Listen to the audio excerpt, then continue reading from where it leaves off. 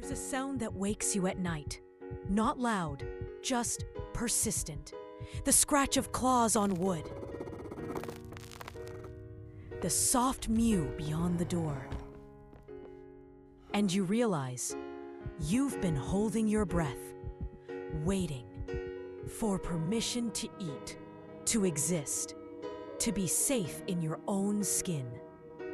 This is a story about two mice, but it's really about you, about me, about the choice we pretend we never made. She arrives at dusk, the town mouse, all polished whiskers and quick eyes that never quite settle. Even here, in the gentle hush of the countryside, she carries the city with her, that electric hum, that restless hunger.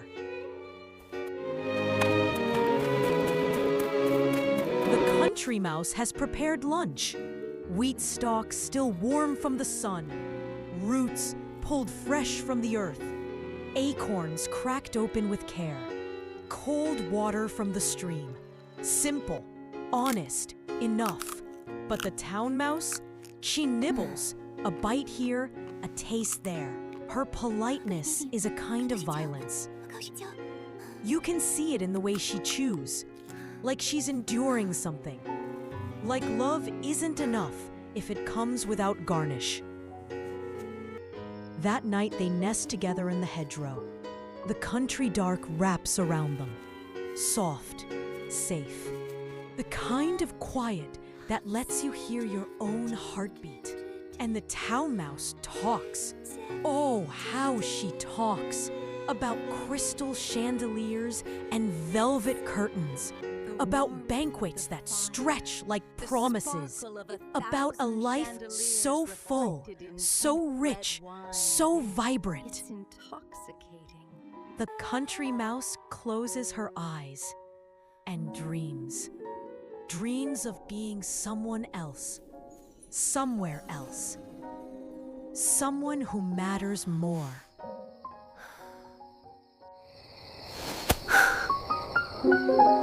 By morning, when the invitation comes, come with me, see for yourself. She's already packed.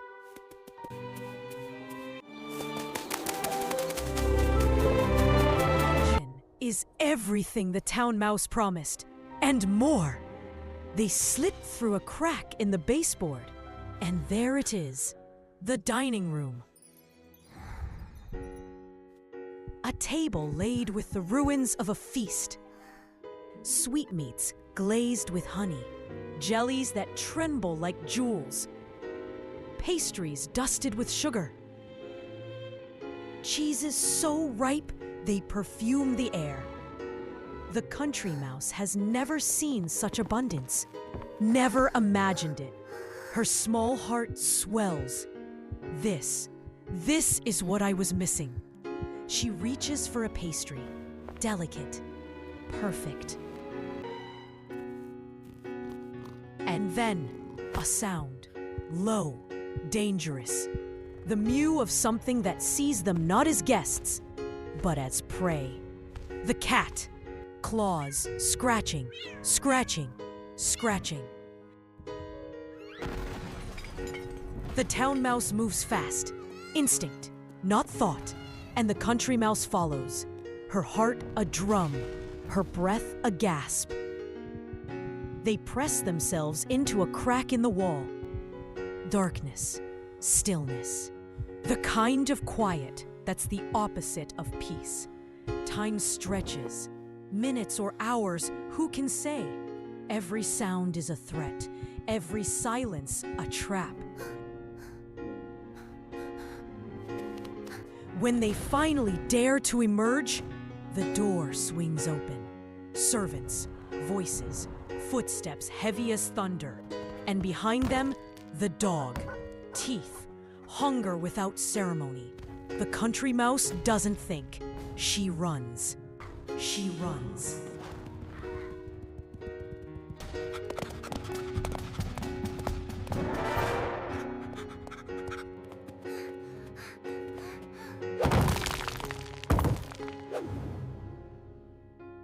When the town mouse is dead, the country mouse gathers her things.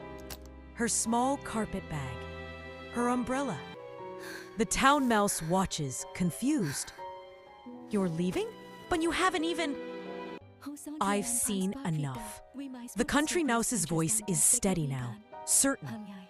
You have luxuries I'll never know, delicacies I'll never taste. And I'm glad for you. I am. She pauses at the threshold, looks back. But I prefer my plain food and simple life, with the peace that goes with it, with the security of knowing when I eat, I won't be eaten. She leaves. The mansion shrinks behind her. The city fades, and with each step toward home, the tightness in her chest loosens.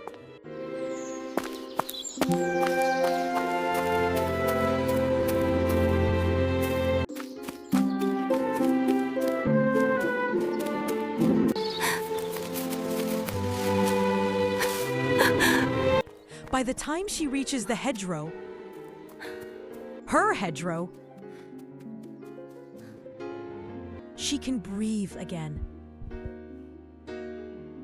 The acorns taste sweeter than any pastry.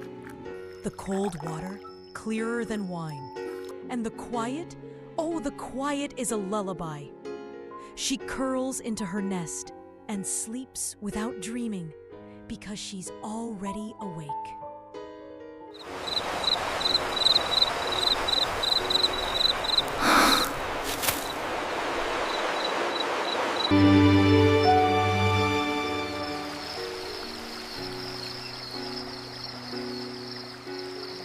So here's the thing they don't tell you about wanting more. It's not wrong. It's human. To see something beautiful and think, I want that. I deserve that. The country mouse wasn't foolish for dreaming. She was curious, hopeful, alive. But somewhere along the way, we've been taught that more is always better. That the small life, the simple life, is something to escape from, not something to choose. We scroll through other people's feasts. We watch their highlight reels. And we forget we can't see the cat beyond the door. We can't hear the scratch of claws, the fear that hums beneath the abundance. There's a kind of poverty that comes with plenty.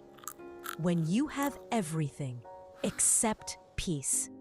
When you taste the sweetness but can never swallow because you're always waiting for the interruption, the judgment, the thing that will take it all away.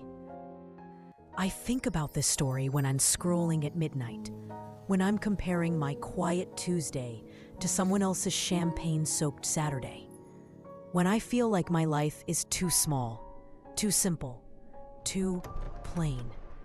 And I wonder, what am I actually hungry for?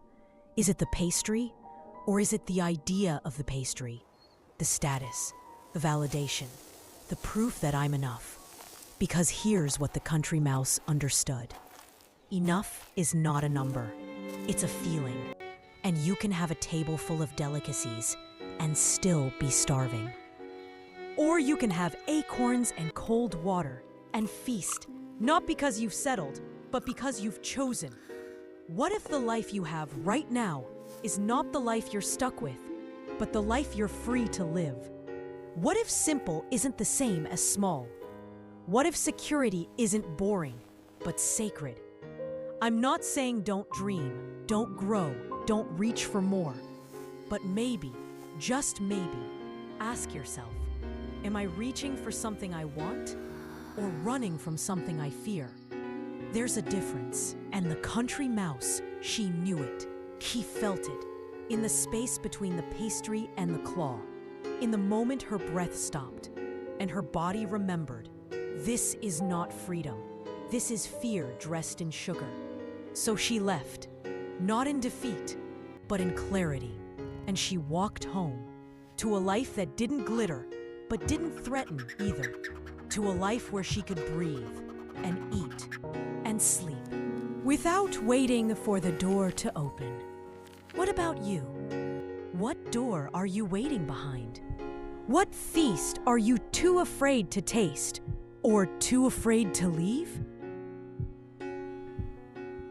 If this story found you tonight, sit with it a while. Let it settle.